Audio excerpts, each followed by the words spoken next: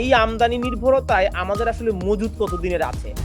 Bangladesh petroleum কর্পোরেশনের তথ্য অনুযায়ী 14 থেকে 21 দিন মজুদ রয়েছে, জ্বালানি মজুদ রয়েছে, এবং কি ধরনের জ্বালানি কতটুকু মজুদ রয়েছে সেটা আমি একটু বলি। যদি 21 দিনের জ্বালানি থাকে মজুদ, আপনার তো ওটা শেষ হওয়ার 1 সপ্তাহ আগেই আপনার জ্বালানি পথে থাকতে হবে। কারণ আপনার তো একটা দিন যেতে পারে না যখন আপনার কোনো জ্বালানি নেই। সো আপনার নতুন জ্বালানির অর্ডার কিন্তু এখন থেকেই দিতে হবে। এখন বাংলাদেশের সামনে রাস্তা আছে কয়েকটা।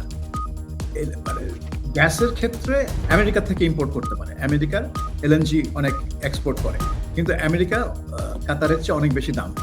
এলএনজি সে রাশিয়া থেকে কিনবে না আমেরিকা থেকে কিনবে, সেটা নির্ভর করবে পলিটিক্যাল ডিসিশনের। সো আমার মনে হয় না বাংলাদেশের সে একেবারে তেল বা গ্যাস থাকবে না, এই পরিস্থিতিতে বাংলাদেশ যাবে না। কিন্তু বাংলাদেশ আসলে কি ইসরায়েলের পক্ষে থাকবে, মার্কিন যুক্তরাষ্ট্রের পক্ষে থাকবে, না ইরানের পক্ষে যাবে? সেই বিবৃতিতে একটা সার্বভৌম দেশের উপর যেই বেআইনি আগ্রাসন, সেটা কোনো নিন্দা নাই। সেই দেশের রাষ্ট্রপ্রধানকে খুন করা হলো, তার পরিবার সহ, সেটার কোনো নিন্দা নাই।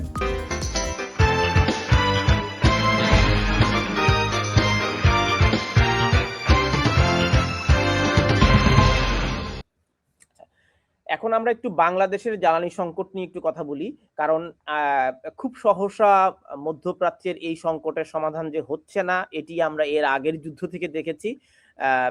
যদি হয় 4 সপ্তাহ যুদ্ধ যদি হয়, বা এটি যদি আরো মাসের পর মাস বিলম্বিত হয়, সেক্ষেত্রে বিশ্বব্যাপী জ্বালানি সংকট তৈরি হবে। ইতিমধ্যে বিশ্ববাজারে তেলের দাম 10% বেড়ে গেছে, এবং বাংলাদেশ যেহেতু পুরোপুরি আসলে আমদানি নির্ভর একটি রাষ্ট্র, অর্থাৎ জ্বালানি তেল পুরোটাই বাংলাদেশের আমদানি করতে হয়।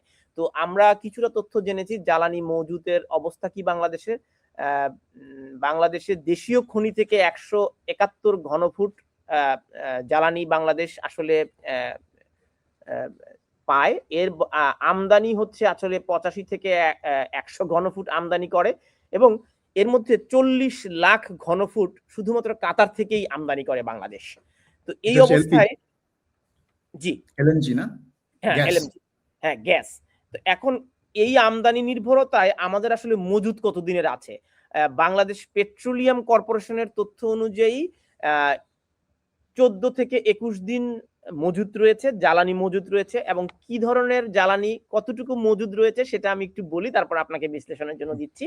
অকটেন চলবে 17 দিন, পেট্রোল চলবে 9 দিন, ফার্নেস ওয়েল চলবে 35 দিন, জেট ফুয়েল চলবে 21 দিন, কেরোসিনের মজুদ আসে 200 দিন। তো কুপির বাতি বা আপনি বাতি চালাইতে পারবেন 200 দিন আছে। আর মেরিন ফুয়েলের মজুদ আছে 42 দিন। আর সমুদ্র পথে ইতিমধ্যে চলে এসেছে জ্বালানিগুলো, বাট খালাসের অপেক্ষায় রয়েছে, চলবে 20 থেকে 25 দিন। তো 45 লাখ টন পরিশোধিত জ্বালানি, যেটা আবার চীন এবং ভারত থেকেও বাংলাদেশ আমদানি করে। তো এই পরিস্থিতিতে আমাদের হিসাব আমরা দেখলাম সর্বোচ্চ সবকিছু মিলিয়ে গড় আপনার 14 থেকে 21 দিন জ্বালানি চলবে বাংলাদেশের। এখন ব্যাপার হচ্ছে যে 14 থেকে 21 দিন চললেও আপনি নতুন জ্বালানি অর্ডার তো আর 21 দিন পরে দিবেন না, কারণ তখন তো আপনার জ্বালানি নাই। আপনাকে তো আগেই দিতে হবে। আপনার তো যদি 21 দিনের জ্বালানি থাকে মজুদ, আপনার তো ওটা শেষ হওয়ার 1 সপ্তাহ আগেই আপনার জ্বালানি পথে থাকতে হবে। কারণ আপনার তো একটা দিন যেতে পারে না যখন আপনার কোনো জ্বালানি নেই। সো আপনার নতুন জ্বালানির অর্ডার কিন্তু এখন থেকেই দিতে হবে। ওই 21 দিন ওগুলা হচ্ছে ভুলে যান। আমি যেই জায়গাটা নিতে চাচ্ছি আপনাকে, আপনার হরমুজ প্রণালী দিয়ে যদি শুধু চীন ছাড়া অন্য কারোর এখানে প্রবেশাধিকার না থাকে, তো বাংলাদেশ যদি কাতার থেকে আনে, বা এই হরমুজ প্রণালী হয়েই এই নির্ভরতা, মধ্যপ্রাচ্য নির্ভরতা, তেলের খনি তো সব মধ্যপ্রাচ্যেই, তো মধ্যপ্রাচ্যের এই তেল নির্ভরতার সংকটে বাংলাদেশ তো পড়বে সংকটে। যেহেতু 21 দিন পরে যদি তেল সংকট হয়, তাহলে বিকল্প ব্যবস্থা কি? বিকল্প ব্যবস্থা এখন থেকেই করতে হবে, 21 দিন পরে না। ওটাই আমি বলছি, বিকল্প ব্যবস্থা এখন থেকেই দেখতে হবে, 21 দিন পরে না। আর কাতারের ব্যাপারটা হচ্ছে, কাতার কিন্তু তাদের এলএনজি প্রোডাকশন বন্ধ করে দিয়েছে। হরমুজ প্রণালী খোলা থাকুক আর না থাকুক, তার এলএনজি প্রোডাকশন হচ্ছে না, কারণ এলএনজি একটা ফ্যাসিলিটিতে অলরেডি একটা হামলা হয়েছে। এখন বাংলাদেশের সামনে রাস্তা আছে কয়েকটা। গ্যাসের ক্ষেত্রে রাশিয়া বলছি, আমেরিকা থেকে ইম্পোর্ট করতে পারে। আমেরিকার এলএনজি অনেক এক্সপোর্ট করে, কিন্তু আমেরিকা কাতারের চেয়ে অনেক বেশি দাম, আর আসতেও হবে অনেক দূর থেকে, সো দাম আরো বাড়বে।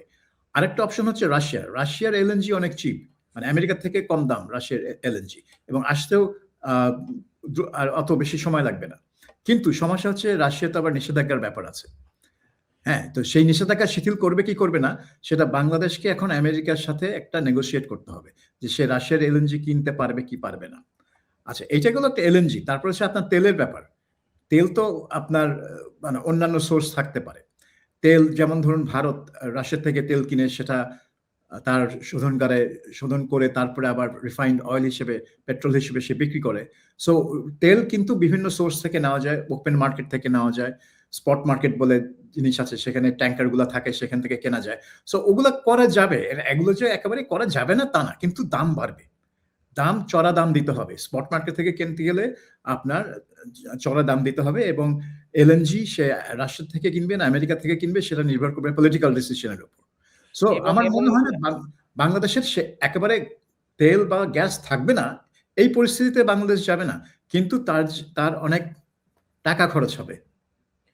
যাই হোক, কিন্তু বাংলাদেশ পেট্রোলিয়াম কর্পোরেশন সূত্র বলছে বাংলাদেশ আসলে খুব বেশি সংকটে পড়বে না, কারণ সিঙ্গাপুর, ইন্দোনেশিয়া, মালয়েশিয়ার সাথেও বাংলাদেশের আসলে একটা তেলের আমদানি নির্ভরতা রয়েছে, এবং চীনের সাথে রয়েছে। তো চীন যেহেতু হরমুজ প্রণালীর সিগন্যাল গ্রিন, তো বাংলাদেশ যদি চীন থেকে আনে সেক্ষেত্রে হয়তো বাংলাদেশের সংকট খুব বেশি হওয়ার কথা না আর কি। না, মানে ইন্টারন্যাশনাল মার্কেটে সে পাবে।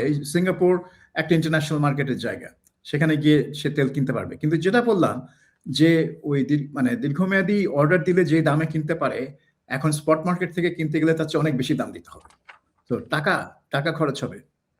কিন্তু আমার মনে হয় না বাংলাদেশ সরকার খুব প্যানিকগ্রস্ত হবে। কিন্তু এর মানে হচ্ছে কি, এর মানে বাংলাদেশে এখন মূল্যস্ফীতিটা চলতে থাকবে আর কি, মূল্যস্ফীতি যাই বলেন সেটা বাড়তে থাকবে। আচ্ছা, এখন বাংলাদেশের পররাষ্ট্র মন্ত্রণালয়ের যে বিবৃতি,